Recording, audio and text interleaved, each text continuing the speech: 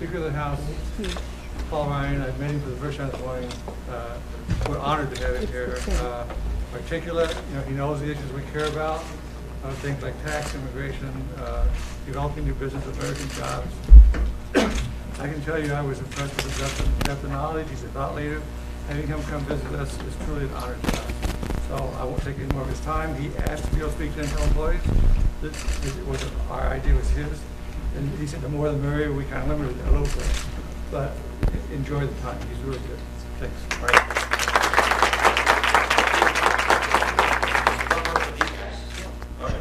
All right, cool. Hey, I don't really need this thing, but I might as well. Whatever. Oh, this is weird. Okay, so let's stand in front of it. They only do that kind of thing. This is strange. There are just a couple of things I want to talk to you about, or just have an interaction, which is this. It's amazing to see what you do here, not just in Portland, but throughout our country. And the reason why we're here, I've met with Brian Krasanik, which took me 3 months to make sure I pronounced his name correctly. But I've met with Brian over the years to see what it is you do. And I wanted to say how impressed we are and how proud we are that this phenomenal technology company is right here in our country.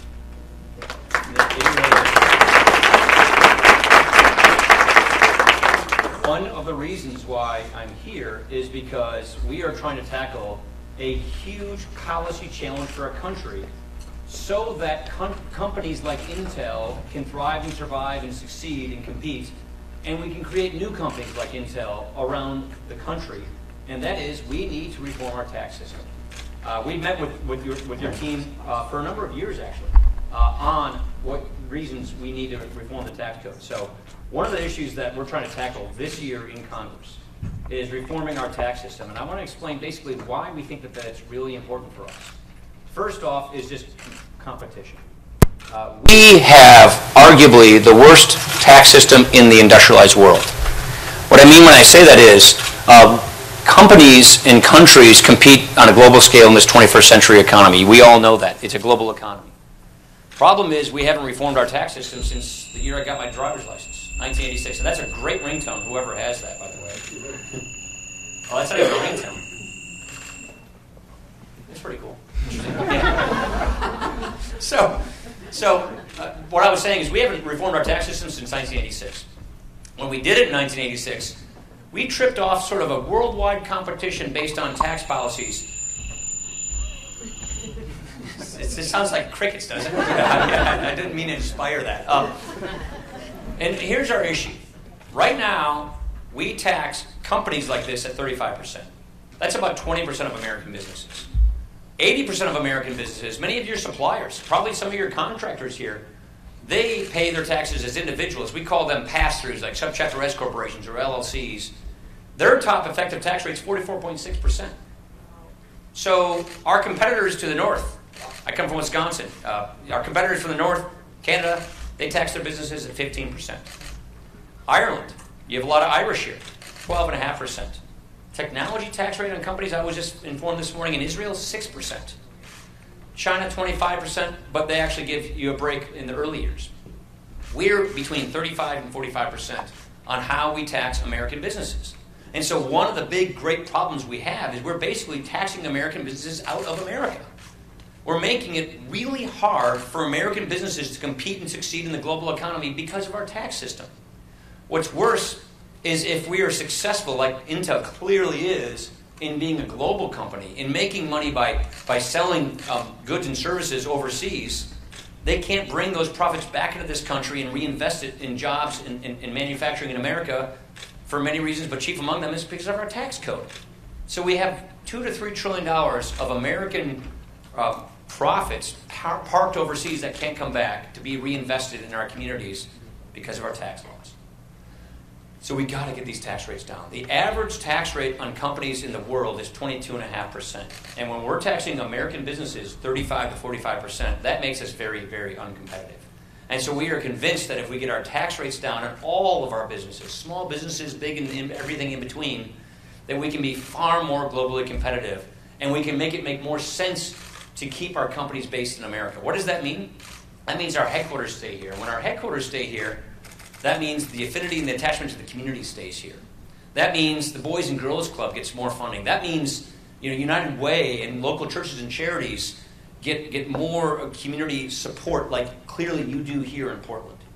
And so there are lots of reasons why we want to make sure that American companies stay America, but we also want American companies to be able to make things here and export them all around the world.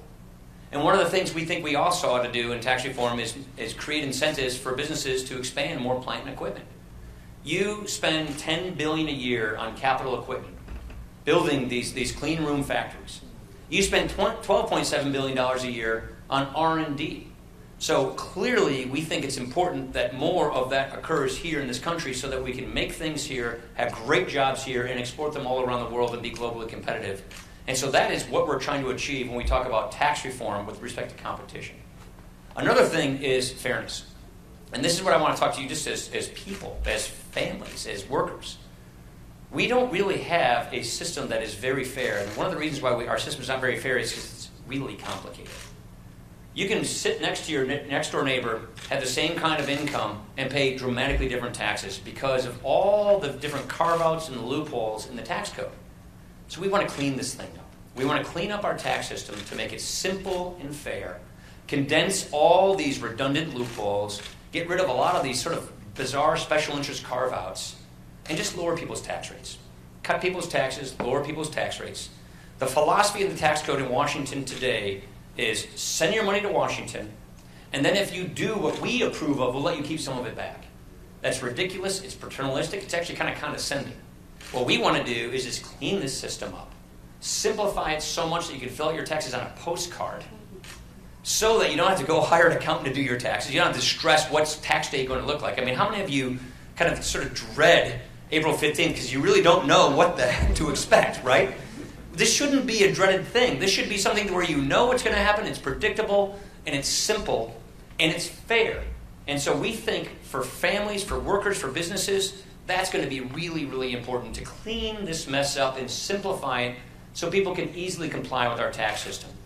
The last part I would say is this. We haven't had growth in this economy near what we used to have since before this great last recession we had in 2008. What I mean when I say that is, in the old days as in like 10 years ago, our trend growth rate was 3% plus. We've been growing between 1% and 2% in this economy. Now that doesn't sound like a whole lot just thinking about it. 1.2% economic growth rate versus a 3.2% growth rate. It's massive. It's enormous. If we can get our economy growing at 3+%, that means workers have more take-home pay. That means we have higher standard of living. That means we are creating more jobs. That means there's more confidence in our economy. So that boardrooms and business leaders are actually saying more expansion, build more, do more. That means the next disruptive technology that's right around the corner, maybe in someone's garage, is more likely to actually occur and get funded in this country. That's why we want to have faster economic growth, because what it does is it raises wages, it increases take-home pay, it produces more economic security, and most of all, it just gets our economy growing. It gets our economy healthier. So we really think that in order to have a healthier economy, where people can have good-paying jobs, where we can keep businesses in America, where we can make more things, where people up and down can have good family-supporting paying jobs, we have to have tax reform. So that is one of the biggest achievements we are hoping to achieve this year. We feel very confident about this. The reason we feel confident about achieving tax reform is it's just high time. Everybody agrees. It hasn't been since 1986 we've reformed this thing. Our current tax code is a junker. It is a jalopy. I mean, it is the pre-drone era. It is really something. And the rest of the world's caught up and surpassed us. So it's high time, in spite of the drags we've had on the tax code, we fix this. And I really believe companies like Intel and others will be really wired for even more impressive growth. And that's what's exciting about this. You turn on the TV, and it's not a pretty sight to see these days, because there's so many things that are happening that are frustrating. There are so many anxiety moments, whether it's foreign policy challenges or just the acrimony we have in politics these days.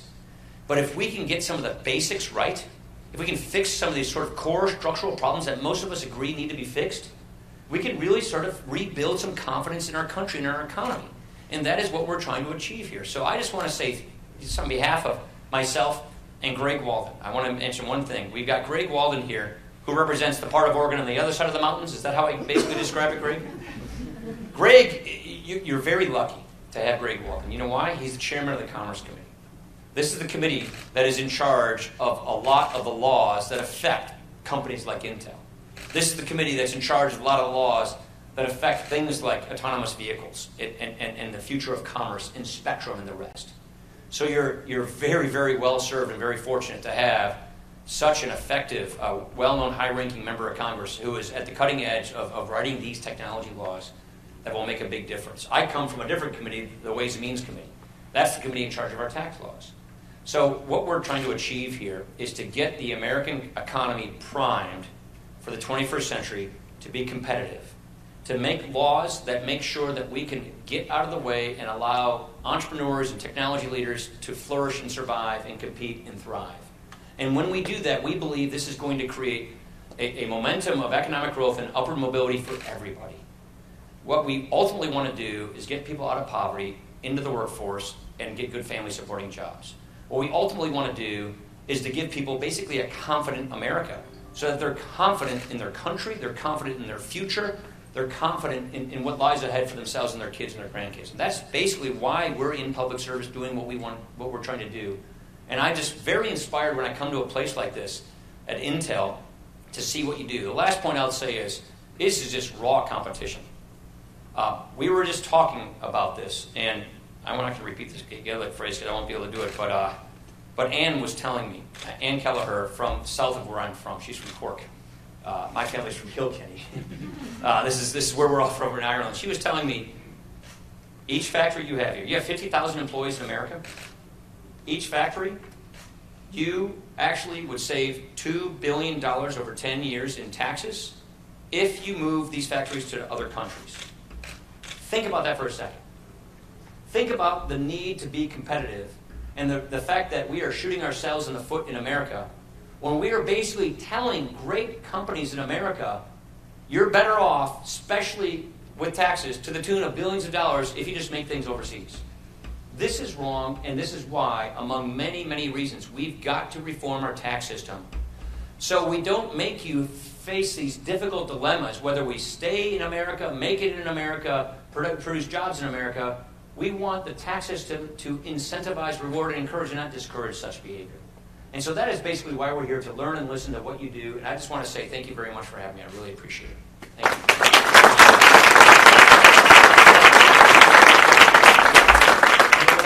Any ideas or questions or thoughts? That's the chilling effect when I say that. But I want to give people the opportunity if you have any comments or questions. Yeah? I have a question about immigration and its impacts on how we do business here, too. What kind of immigration reform can we expect going forward? Yeah. And how that impacts? Where's Duffy? He and I were talking about this a minute ago.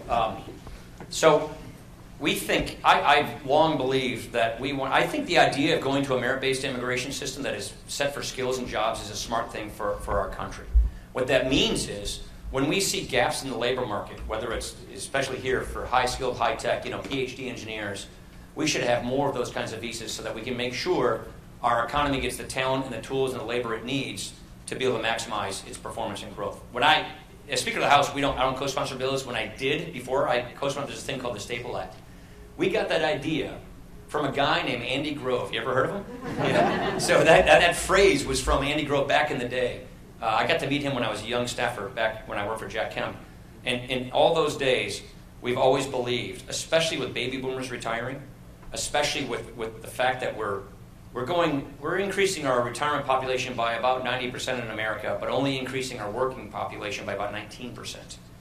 So we have a real demographic crunch on the horizon, and we have to deal with that. The first way of dealing with this is getting able-bodied Americans from poverty into the workforce, making sure that our welfare safety net system always encourages work and pulls people into the workforce. We passed a very comprehensive overhaul of career and technical education about 2 months ago in the House. I'm confident that bill is going to pass the Senate so we can close that skills gap. But even after we do all of that, even after we make sure we get every able-bodied American into the workforce in good jobs with good careers, we're still going to have shortages. We're still going to have tight problems. Wisconsin, we need people to milk dairy cows. Here, you could use probably a few more tech engineers to help you, build solve these problems you have. So I really do believe that an immigration system that is wired for that is based on what the economy needs, based on skills, based on contribution to the economy, is the kind of system that I believe an emerging consensus is occurring that we hope to achieve. At the same time, we have to make sure that we enforce our laws. That is why there's a lot of talk about the border. Put the politics aside. For any country wants to be able to secure its borders and be able to control who comes and who goes, just for national security reasons. And so that's also very important that we achieve that as well.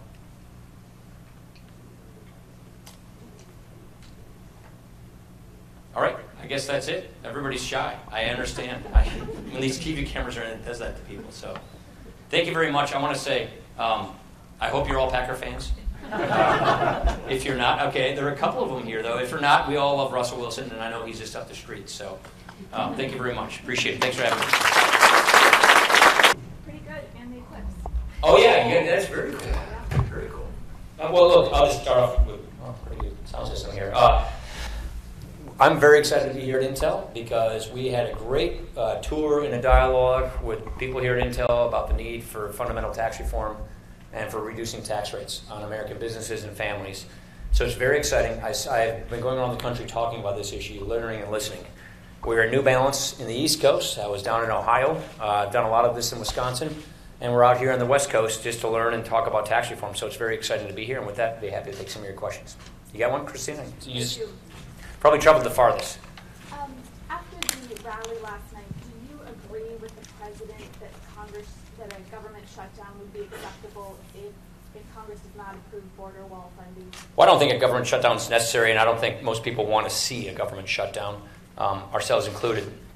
And Congress in the House has already done its work on this issue. There are very legitimate problems and concerns in the border that need to be addressed. The House already has passed funding for border security, including building physical barriers like a wall in the places that are necessary. I actually toured the Rio Grande Valley in the spring, and members of the Border Patrol took me out there to show that they actually needed physical barriers to be able to stop the cartels from bringing drugs across the border and human trafficking. So this is a need that needs to be addressed. The House has already acted on this. We already passed this legislation.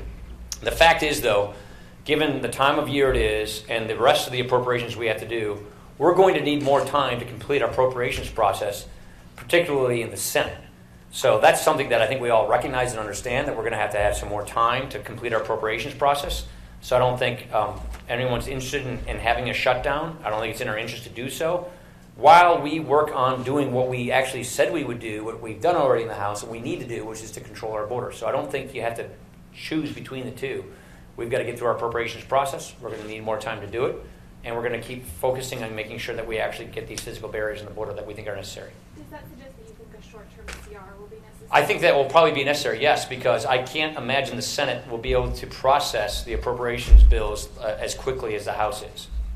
Mr. Speaker. No, I'm sorry, I don't do blurting out. They didn't tell you that. I don't do the blurting out. Yeah, Mo. Mr. Speaker, last night President Trump took criticizing to the Arizona senators again, both Senator McCain and Flake. I'm just wondering if you think that's appropriate when you're trying to do things like tax reform. You need every Republican senator in the Senate on board to pass some of these. Well, I think the president feels that that's a strategy that works for him. I would just say that I think it's important that we all stay unified as Republicans to complete our agenda. Those two gentlemen are people I respect, know, like, and are friends with, and we disagree on certain issues. I can think of a couple with those gentlemen. But nevertheless, we have a very good working relationship, and I think it's important for us to stay unified. But I think the president is employing a strategy that he thinks is effective for him. And to follow up with Christina's question, have you spoken to the president, or are you going to speak to him and tell him that you do not think a government shutdown is necessary? We've spoken about our agenda and all of the things and our timeline, and we do agree that we need to have the physical barrier on the border. We do need to have border control. We do need to enforce our borders. We completely agree on that.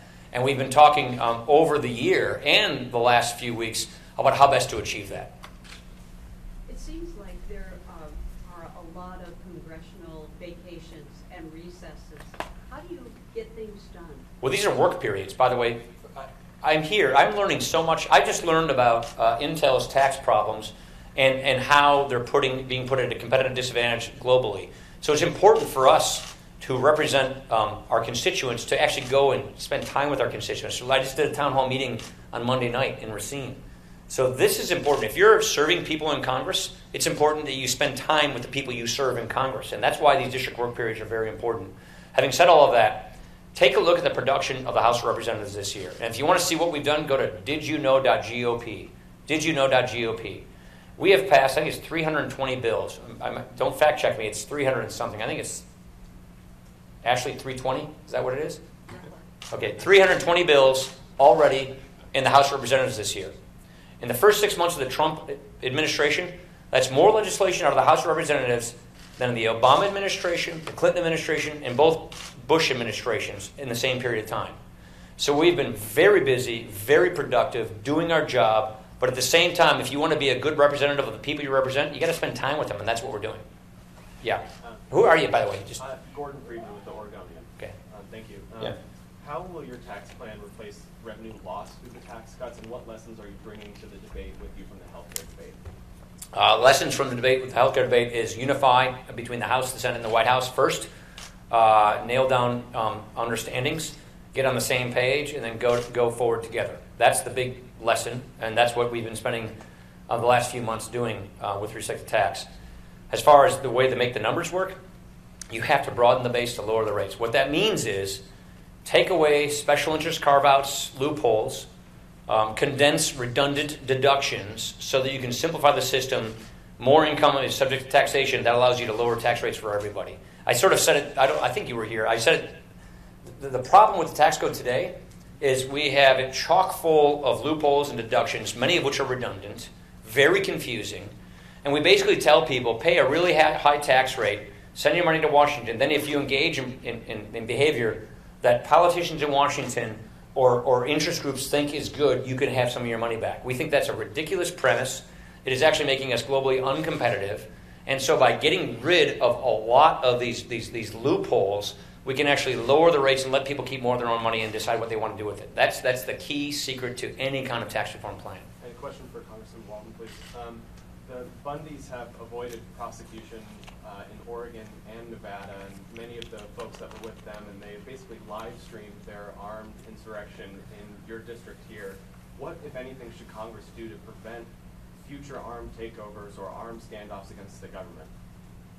Well, first of all, what I would suggest is that the laws are in place, and those that violate the law should be prosecuted. I've said that from day one. In the case of those who engaged in the armed takeover of the wildlife refuge, they were prosecuted under law, and some pled guilty and are actually in jail. Others were prosecuted by a jury of their peers and were not found guilty. The case in Nevada just this week, I believe, went to a jury, and a jury reviewed all the facts and came to the conclusion they came to. Look, it's important that we respect the rights of the people who work in those facilities. I know it's very problematic for the federal employees that were there at the Wildlife Refuge, at the BLM office. It was very problematic, obviously, for the city of Burns and Harney County. And so I think however these protests take place, they need not be armed, they need not be violent, they need not be vile. Last question. Who hasn't handled it? Yeah. Maggie Bester from KGW. Given what you said at your televised town hall on Monday, is the discussion, and this could go for both of you, and the thought process surrounding censuring the president for his comments surrounding Charlottesville, is that done for you, especially given that you're at a company where the CEO stepped down? Yeah, look, I made the point pretty clear, I thought, at my town hall. This issue is so important that to make it a food fight between Republicans and Democrats, or pro-Trump supporters or anti-Trump supporters, would demean the value of this issue. Every single one of us needs to unify and stand up against this vile, repugnant bigotry. There's no place for these white supremacists, these white nationalists, these neo-Nazis. And if we try to descend this issue down to a partisan fight, a political fight, we are demeaning the important point that needs to be made here, which is every single one of us needs to stand up against this awful, disgusting stuff that has no place in our society. So I think it would be a big mistake, and it would disunify us as people, and as leaders, if we try to make this some political fight. That's the point I keep trying to make. So, yeah. Thank you, everybody. Appreciate it.